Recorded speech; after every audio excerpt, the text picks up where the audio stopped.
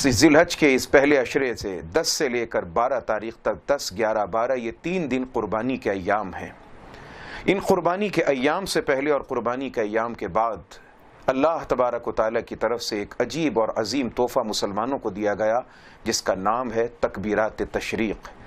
9 ذی الحج کی فجر سے لے کر 13 ذی الحج کی عصر تک یہ اپنے اپنے وقت کے مطابق، اپنے اپنے علاقے کے مطابق جو بھی دن آ جائے، جو بھی موقع آ جائے، جیسے مثال کے طور پر سن 2018 1439 ہجری کے موقع پر 9 ذی الحج منگل کے دن سے شروع ہوتی ہے اور 13 ذی الحج ہفتے کے دن پر جا کر ختم ہوتی ہے۔ یہ 2018 کی ترتیب ہے۔ اس کے بعد جب بھی کبھی آنے والا وقت اور اپنے آنے والے حالات و واقعات ہوں، اس کے مطابق اس بات کا اندازہ لگایا جا سکتا ہے کہ 9ویں کی فجر سے لے کر 13 کی عصر تک ایک تکبیر ادا کرنی ہے جو ہر مرد و عورت پر ایک مرتبہ ادا کرنا واجب ہے۔ اس کو تکبیر تشریق کہا جاتا ہے۔ اللہ اکبر، لا الہ الا اللہ، واللہ اکبر وللہ الحمد۔ یہ تکبیر تشریق دراصل عشق اور محبت کا ایک ترانہ ہے۔ اس میں پورا ایک فلسفہ، پوری ایک تاریخ موجود اور محفوظ ہے۔ کتاب بحر الرائق کے اندر اس تمام تر جملوں کی ایک ترتیب تفصیل کے ساتھ ذکر کی گئی کہ وہ عجیب و غریب وقت کے جب تاریخ تھرا اٹھی تھی، لوگ حیران تھے اور فرشتے اس وقت میں انگشت بدنداں تھے۔ زمین و آسمان کے تمام فرشتے اور ملائکہ حیرانگی کے عالم میں کھڑے تھے کہ مولا کریم یہ کیا معاملہ ہے کہ ایک باپ اپنے بیٹے کو ذبح کر رہا ہے۔ فلما اسلما وتلہ للجبین، وہ کیا وقت تھا کہ جب باپ اور بیٹا دونوں اللہ کی دربار میں فرما برداری کے لیے جھک گئے اور باپ نے پیشانی کے بل بیٹے کو زمین پہ لٹا دیا۔ بیٹا زمین پر لیٹا ہے اور باپ کے ہاتھ میں چھری ہے۔ باپ وہ جو اللہ کے خلیل ابراہیم علیہ السلام ہیں، اور بیٹا کون؟ اسماعیل علیہ السلام۔ اسماعیل کا معنی ہی ہوتا ہے وہ دعا، وہ صدا، وہ ندا کہ جس کو اللہ نے سنا اور سن کے پکار کو اللہ نے قبول فرما لیا۔ بڑھاپے میں اللہ کریم نے اپنے خلیل کو اسماعیل جیسا فرزند عطا فرمایا۔ ابراہیم علیہ السلام اس بیٹے سے فرماتے ہیں کہ بیٹا میں نے خواب میں دیکھا ہے کہ تجھ کو ذبح کر رہا ہوں، تیری کیا رائے ہے؟ بیٹے نے کہا کہ ابا جان آپ اپنے کام کو کر گزریے، اللہ نے جو کہا ہے انشاءاللہ آپ مجھے صبر کرنے والوں میں سے پائیں گے۔ ابراہیم علیہ السلام اپنے فرزند کو جب زمین پر لٹاتے ہیں، قرآن کہتا ہے وَتَلَّهُ لِلْجَبِينِ، پیشانی کے بل لٹایا جیسے آدمی سجدہ ریز ہوتا ہے۔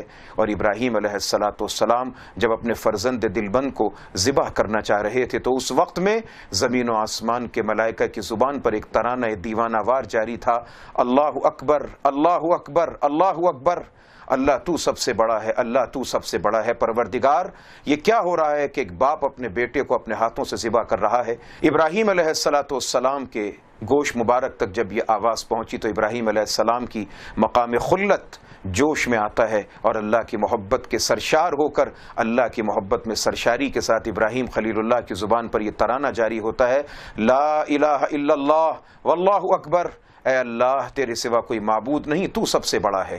یہ ایک فرزند نہیں، میرے پاس جو کچھ بھی ہو تیرے نام پر ذبح کرنے کو تیار ہوں۔ وہ چھوٹا شہزادہ اسماعیل علیہ السلام جن کی خصوصیات میں سے ایک اہم ترین خصوصیت یہ ہے کہ اسماعیل وہ ہیں جو ہمارے رسول اکرم سرور دو عالم صلی اللہ علیہ وسلم کے جد امجد ہیں۔ تمام نبیوں میں سے اکثریت کو اللہ نے بھیجا بنی اسرائیل یعقوب علیہ السلام کی اولاد میں، اور ایک آخری اور نبیوں کے سردار کو بھیجا اللہ کریم نے بنی اسماعیل علیہ السلام کی اولاد میں۔ اسماعیل کی اولاد میں پروردگار نے آقا علیہ السلام کو بھیجنا تھا، اور آقا علیہ السلام کی نسل میں پروردگار عالم نے حسنین، کریمین، سیدین، شریفین، امامین، ہمامین رضی اللہ تعالیٰ عنہما کو بھیجنا تھا، جنہوں نے پھر سے قربانی اور پیاس کو برداشت کرنے کی مثالوں کو دنیا کے سامنے پیش کرنا تھا۔ ابراہیم علیہ السلام کی زبان پر دیوانہ وار یہ الفاظ آتے ہیں، لا الہ الا اللہ واللہ اکبر۔ یہ ننھے منھے شہزادے اسماعیل علیہ السلام جو زمین پر سجدہ ریز اپنے آپ کو اللہ کی بارگاہ میں پیش کرنے کے لیے موجود تھے، وہیں پر لیٹے لیٹے کہتے ہیں اللہ اکبر وللہ الحمد، اے اللہ تیرا شکر ہے کہ تو نے مجھ چھوٹے سے ننھے منھے کی قربانی کو قبول فرما لیا۔ محترم سامعین و حاضرین و ناظرین، وہ ندا، وہ صدا، وہ پکار جو فرشتوں سے شروع ہوتی ہے، فرشتے حیرانگی کے عالم میں کہتے ہیں اللہ اکبر، اللہ اکبر۔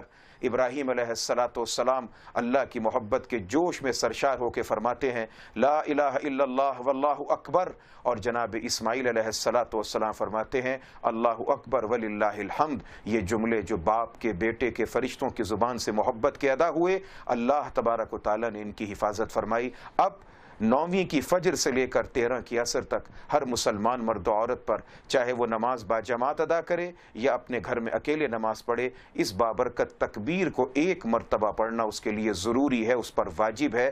بلند آواز کے ساتھ اس تکبیر کو پڑھا جانا اس لیے کہ تاکہ اس محبت اور عشق کی یادگار باقی رہے، ان لفظوں کی یادگار باقی رہے جو اللہ کی محبت میں ادا کیے جاتے ہیں۔ اقول قولی ھذا فاستغفروا لا الہ الا اللہ وما علینا الا البلاغ المبین۔